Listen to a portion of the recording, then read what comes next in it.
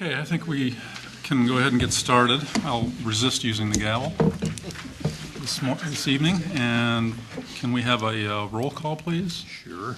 Elam? Here. Farrell? Keach? Here. Knepp? Here. Pagel? Here. Ritter Bush? Here. Schmock? Here. Westlake? Here. Zobrist? We have a quorum. Okay, first item, or second item on the agenda is the approval of the minutes from last November 24th. Anybody have a motion to approve the minutes? So moved.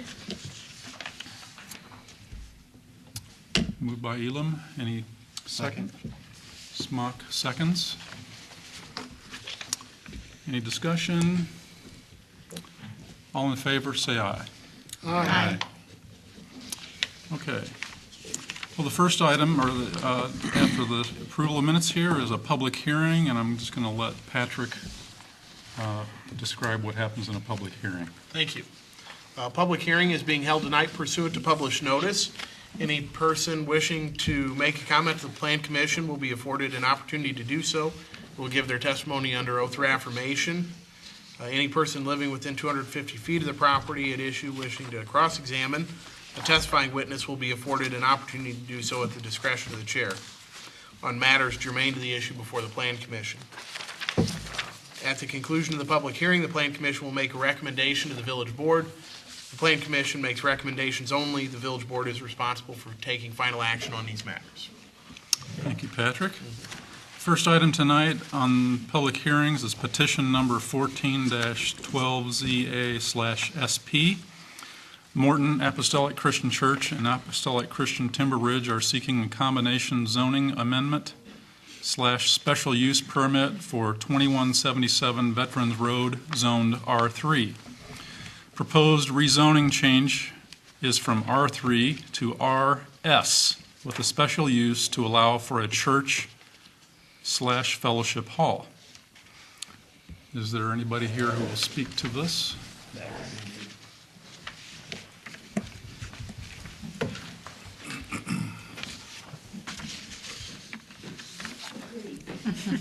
Do you solemnly swear affirm to tell the truth, the whole truth, and nothing but the truth?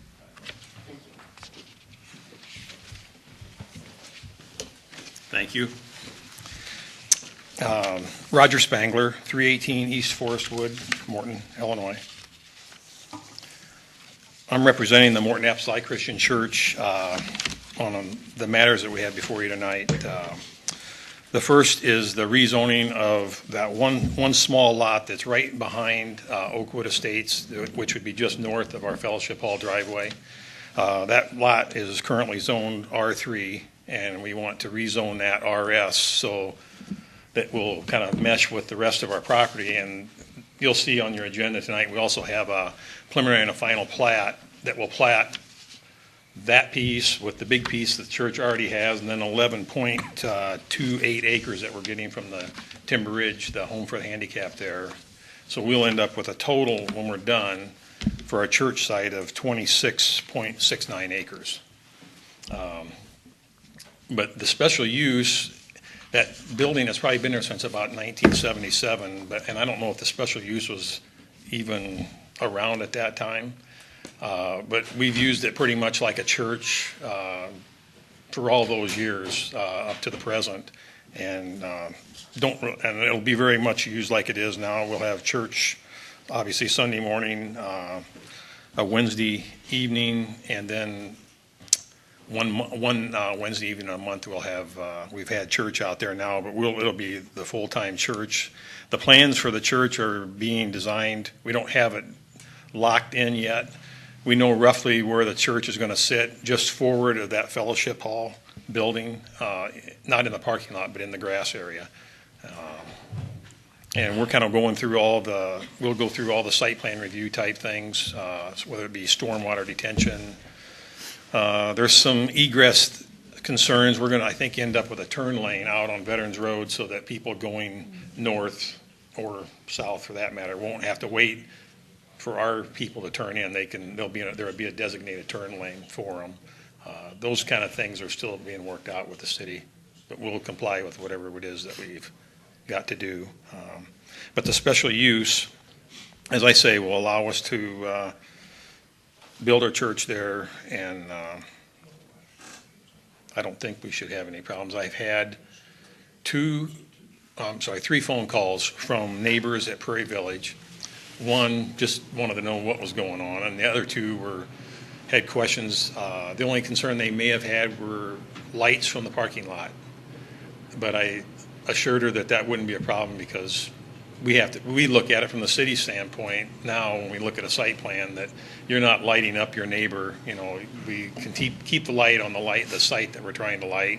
So it'll be taken care of, and that's not going to be a concern. So, and we're not going to be that close to them anyway. We're going to be further to the south. So, Okay. any questions that you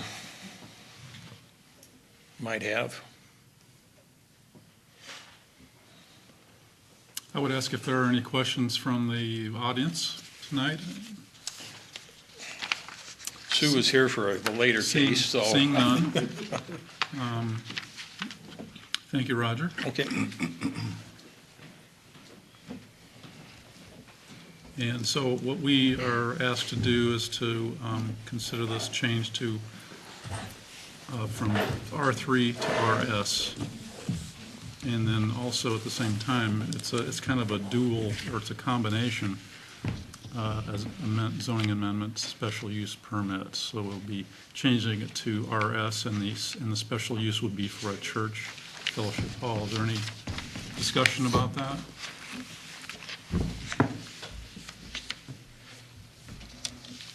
If not, I would entertain a motion. I'll make a motion to approve. Motion to approve. Second. Second. No further discussion. We'll have a roll call. Sure. Keach, Yes.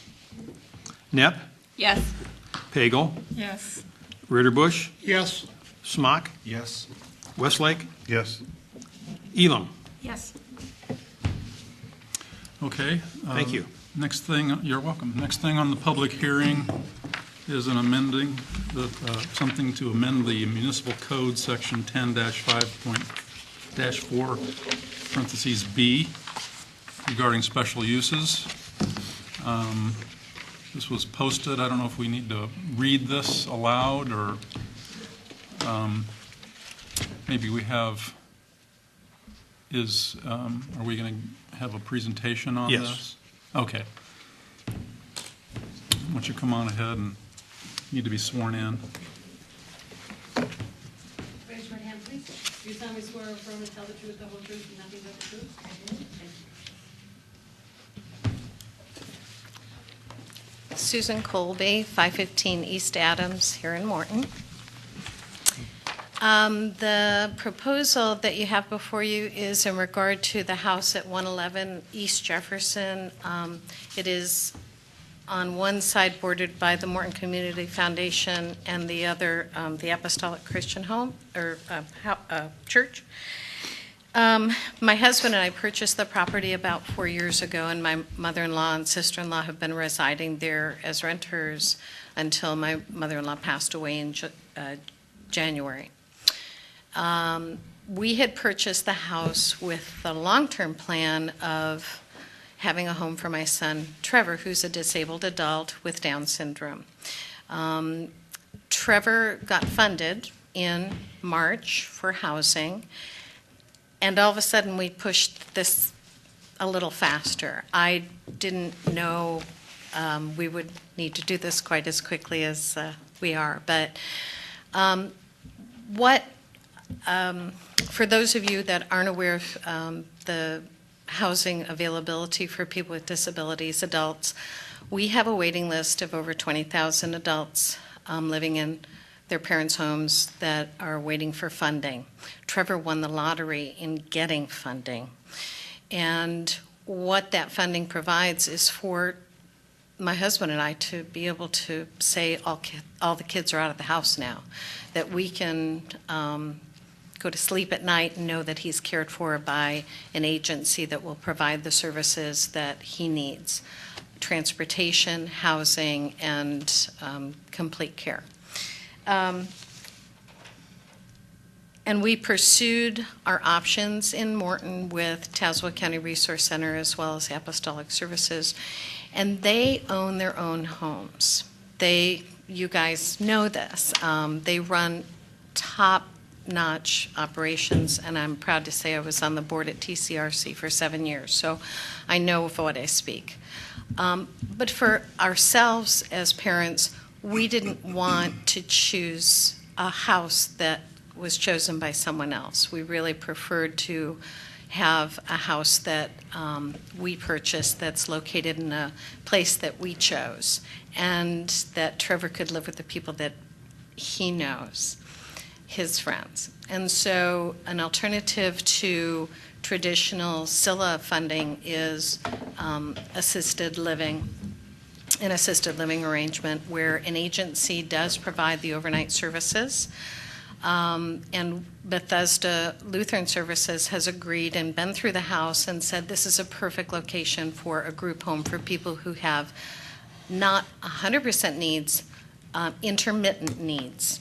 And that is where Trevor falls under. He's pretty independent for the most part. He has 3 jobs and he can walk to work, and from that location he can get to where he needs to go, including back to our house if he wants to come for a visit. So what I'm proposing and what we're looking at with the layout of this house, and does everybody know what house I'm talking about? It has an independent apartment upstairs. It's a 1-bedroom apartment, and then the main floor has 2 bedrooms, and the basement is undeveloped. What we plan to do is to make a full apartment in the basement. Not that Trevor's going to live totally on his own in the basement, but that will be his space, with a bathroom and a family room and a bedroom. The main floor has 2 bedrooms. We'll be upgrading the bathroom and the kitchen. And then the upstairs apartment will be upgrading the bathroom. What we're hoping, and with Bethesda, I'm confident that we can find, we have a young man who's Trevor's best friend who has not been funded yet, but there's a whole new group of funding that's going to happen on January 1st, and we're hoping he's part of that. But there's adult couples that are disabled that don't have housing that's semi-independent but supported. And so the upstairs apartment ideally will house a young couple, married couple, and the main floor will have 2 young men, and the garden unit, as I call it, would have, Trevor will be down there. That is what I'm proposing today, and in our short-term plan, 5 to 10-year plan, this is what I would like it zoned for, and it's already zoned for that. But I'm also part of the Heart of Morton, and as a small parent group, we're providing services on a 1-day-a-week basis to adults with disabilities in town. We also have a community workshop that we do embroidery work for different businesses. We've purchased the embroidery machine. That machine's residing in one location. Our day program is in another location. I hope you know where I'm going with this. This location is really ideal for a possible main floor location for the Heart of Morton. I'm not saying I can do this tomorrow. That isn't at all a possibility. We're not there yet. But in my long-term plans, I would like to see the main floor be the Heart of Morton's central location where they can do their day program, that can do the embroidery machine, where our clients can come and go as they do their work. And the garden unit will still be a maintained apartment for an individual with disabilities or a young couple, as well as the upstairs apartment. It'll support what our plan is for the main floor.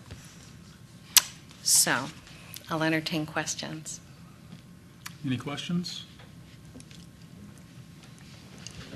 I would suggest that maybe you check with Roger or the building permit people to see what the complications may amount to in combining uses of business and residential, plus also the requirements for having a below-grade bath or bedroom with no access other than the main stairway? Because in new construction, you have to have a window well essentially with an escapeway out that too. So Yeah.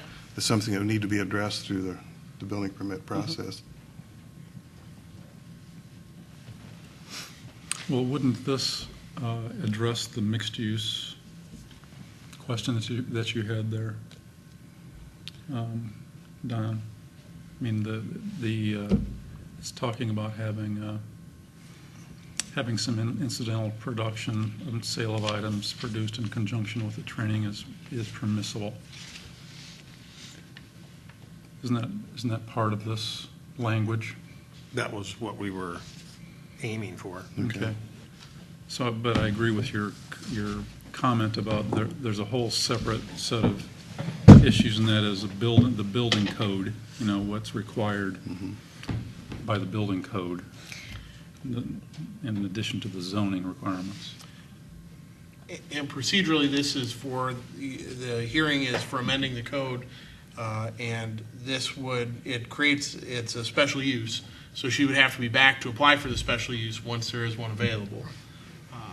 So this is, in terms of your making sure you're aware tonight of what your approval would be, or your recommendation would be, recommendation to create these allowable special use classifications, so she could then apply, or anyone else. So just a technical question. I think it sounds like a great idea. So what precludes them from doing it right now without this change? That there's a business taking place in it? It's currently zoned R2 with no business accommodation whatsoever. So it's the business aspect? I believe, Not the because we're assisted remodeling right aspect. now for assisted living, that really doesn't come to play until we put it into that use. But there's certain things on the construction at this level that I'm going to preparatorily do. And if the board says no, then I'm not going to spend the money Sure. to outfit it for certain things about the way the business would benefit. So would this end up being a mixed use then, which we're also talking about Yes. approving? It would not fall within the scope of your mixed use ordinance, because you're creating a new zoning district. I'm not certain if this property would be in the district. No, I don't think it would. But by item number 5, you are in essence, creating B5 in section 10-5-4, you are creating what would be a limited mixed-use scenario with a special use. Yeah, these are both 4 and 5 are about supported living facilities, which we don't have anything currently in our zoning ordinance about that. No. So as a special use in this section. Correct. So that's what we're creating. Mr. Chairman, I have a little question in number 4, we're talking about family units may reside in basement, first floor, and second floor.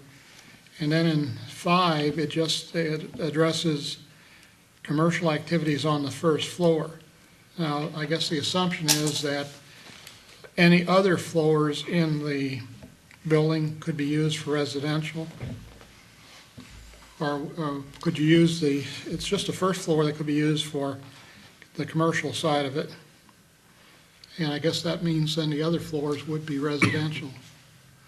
I don't know if that's clear enough to everybody else, because when you read it, it just says first floor, there may be programs.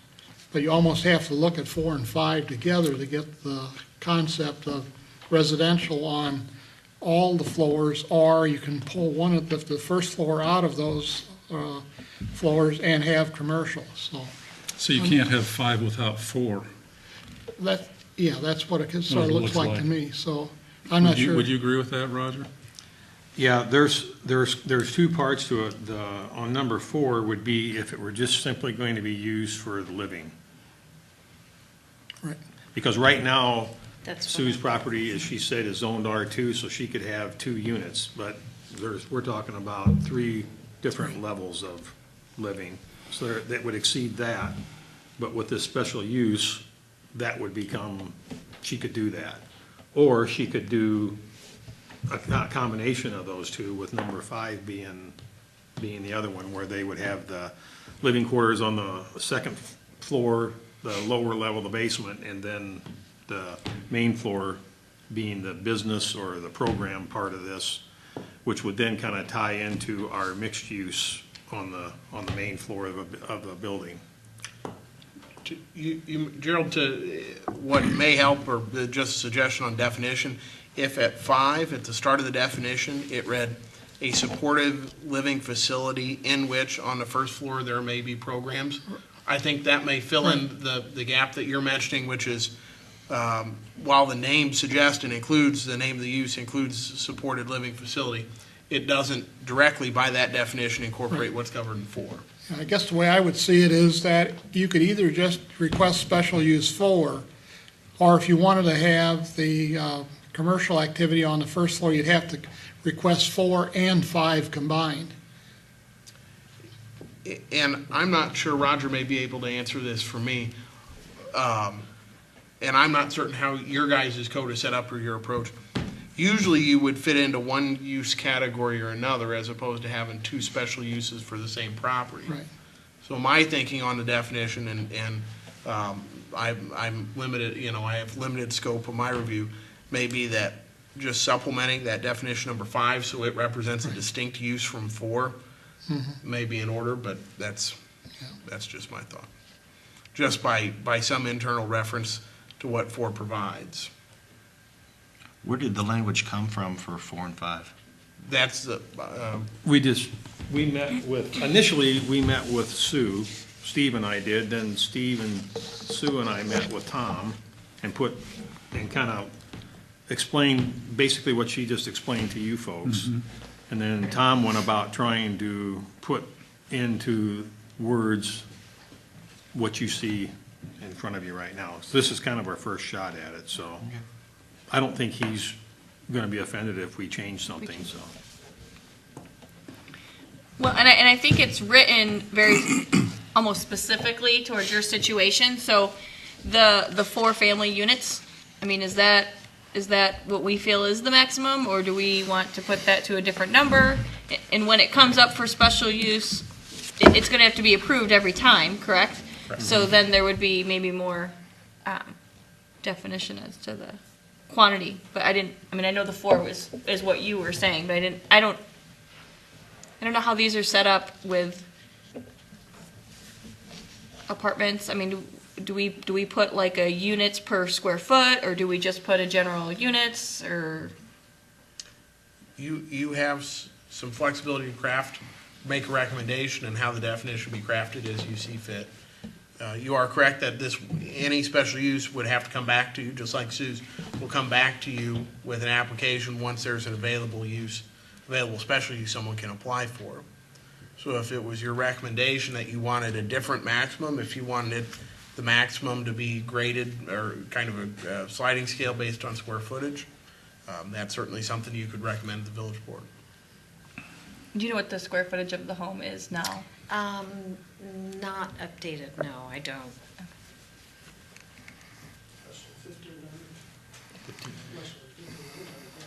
Yeah, I don't really remember the number. Without the basement? Or Without the basement, without the basement, probably. I'm just wondering, should the language be, in general terms, we've got 4, and then 5 should be 4, and we can put a business on the main floor if we want to. I mean, would that be? And that's what I was suggesting, but instead of reciting the whole definition, I was suggesting just using the defined term. So supportive living facility becomes a defined term, and anywhere it may be used in other places in this section, it would revert to its own definition. So if at 5, if the definition of supported living facility with limited commercial use be changed to be a supportive living facility in which on the first floor there may be programs. Oh. You have by just a few words added in everything that's encompassed in the definition for 4.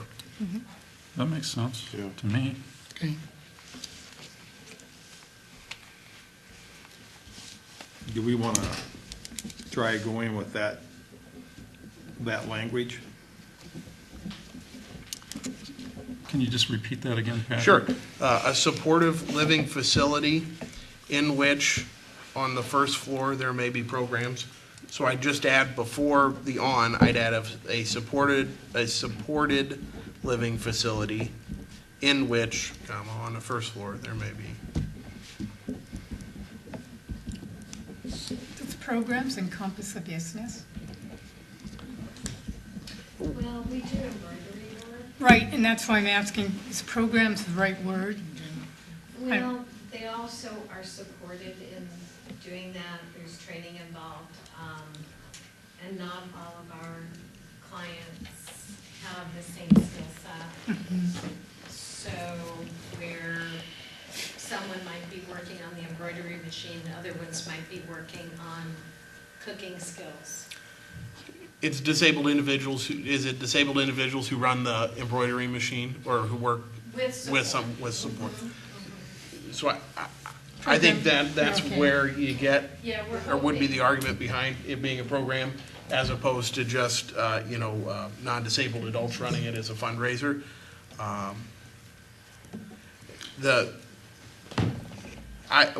What I would hypothesize to be the reason programs was used as opposed to business is to avoid a scenario where, take Sue's exact example, but instead of it being a program that's consistent with supporting disabled individuals that are there, it was an insurance office or some commercial use totally unrelated.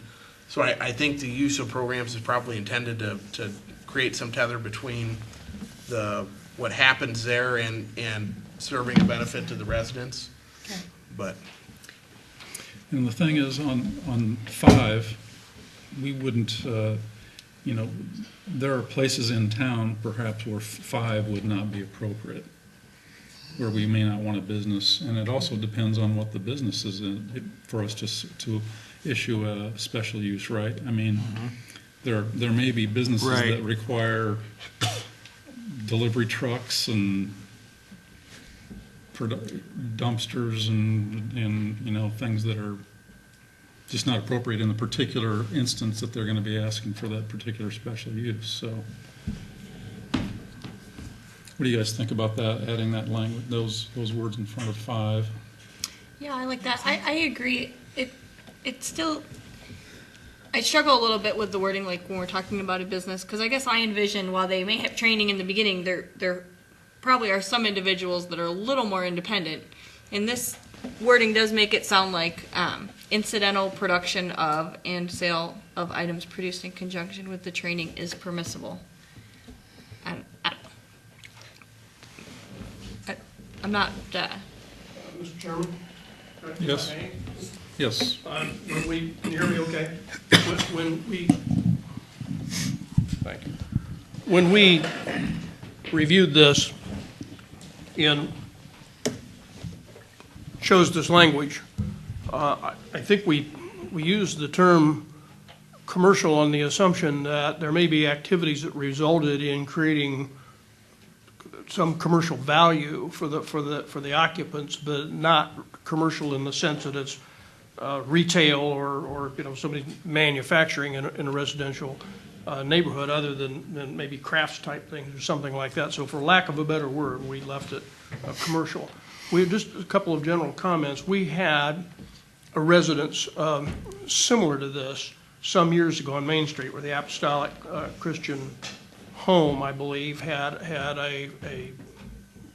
one of the older houses on North Main Street, in which people lived semi-independently, and it worked out very successfully. And I don't think that's been continued over the last few years, but it was harmonious with the neighborhood. There's a need for this kind of housing. I mean, we have a chance here to do something good. The importance, of course, is getting it right. So we left the term commercial on that assumption. I don't think the village board would entertain any variant from that, but the idea is to accomplish what Ms. Colby has described, and maybe have that as the model for other such residential provisions if we need them in the future. I also would envision that if this commission deems it appropriate, that we might even extend the mixed use overlay to include this area. It's something that for you to decide and recommend to the village board, but I think there's still some options here. But overall, we felt, just looking at it as the people principally involved in helping Ms. Colby get the presentation together, that the type of commercial activity that would take place is not the kind of commercial activity we usually think of and prohibit in a residential neighborhood. Maybe a better way to define that, but that's kind of why we left it the way we did, if that helps.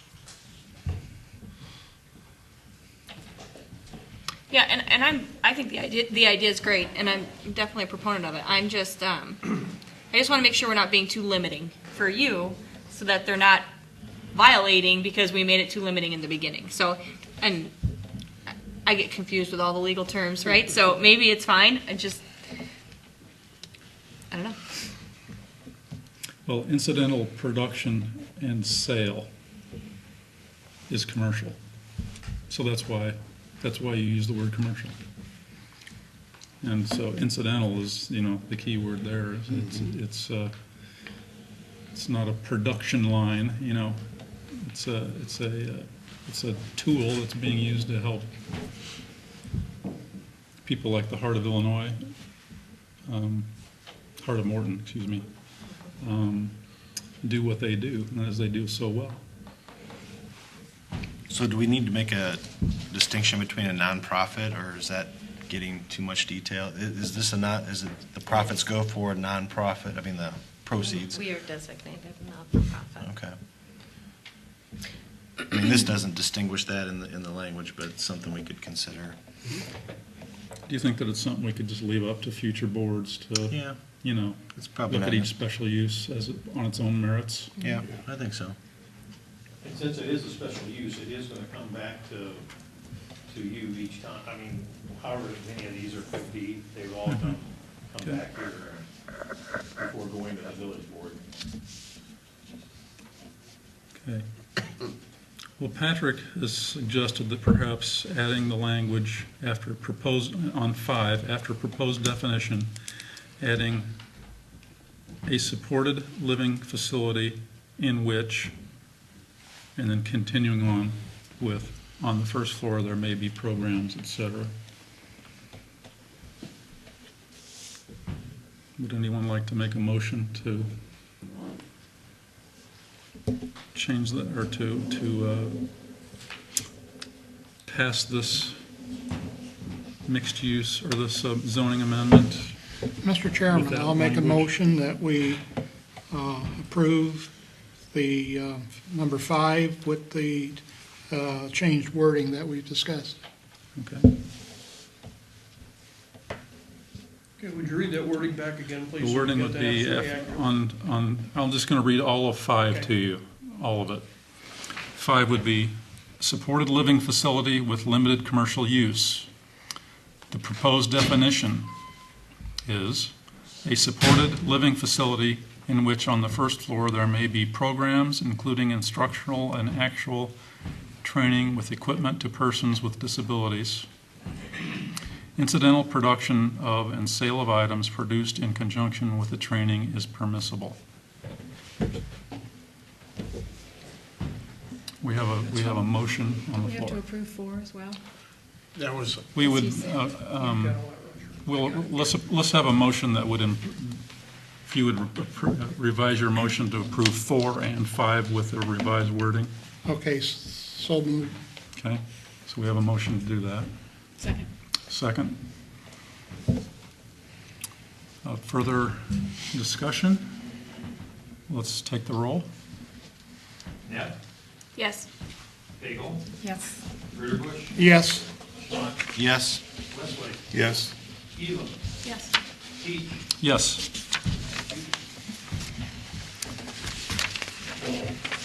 And that ends our public hearing. We have some other business tonight. There's a preliminary and final plat to review. Morton Apostolic Christian Church subdivision, a part of the northeast quarter of Section 7, Township 25 North, R3W consisting of 26.29 acres plus or minus to be zoned R-S/SP. Is there anybody who wants to speak to that? The, in front of you are the preliminary plats and the final plats, a copy of each, showing 26+ acres, that the entire property when it's all platted in one parcel.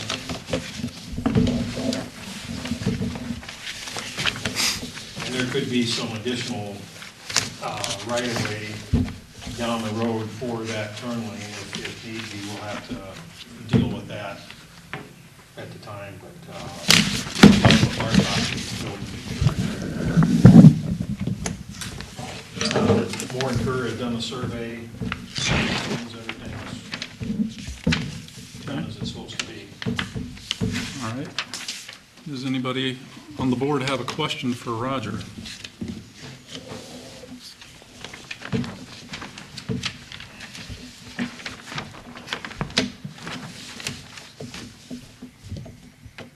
Then I would entertain a motion to approve the preliminary and final plats. So moved. Mr. Smock moves, Second. seconded by Don Westlake. Let's Call the roll. call the roll. Ritterbusch, Yes. Smock, Yes. Westlake, Yes. Elam, Yes.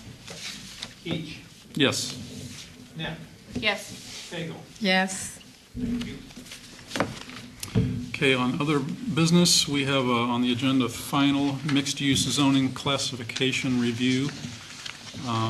In light of Mr. Farrell, Justin Farrell is not here tonight, and he had a very primary role in the development of this. I'm going to suggest that we continue this until the next meeting. Can I get a- Second. Is there a first on that? Thought you were the first. Oh, Who made the motion? I guess I made that motion. You did, okay. And we got a second from Dr. Smock.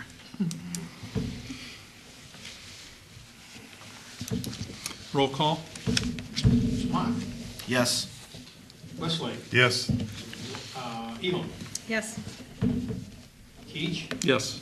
Neff, Yes. Fagel, Yes. Ritterbusch. Yes. Thank you. Okay, Roger, do you have anything to talk about this evening? No, just to wish you a Merry Christmas. Thank you. And what about Mr. Newhouse? Mr. Newhouse will only say Merry Christmas and Happy New Year. Great. We have a motion to adjourn. So moved. Laura, we can always come on. Second? Second. Second. Ritterbusch? All in favor? Aye.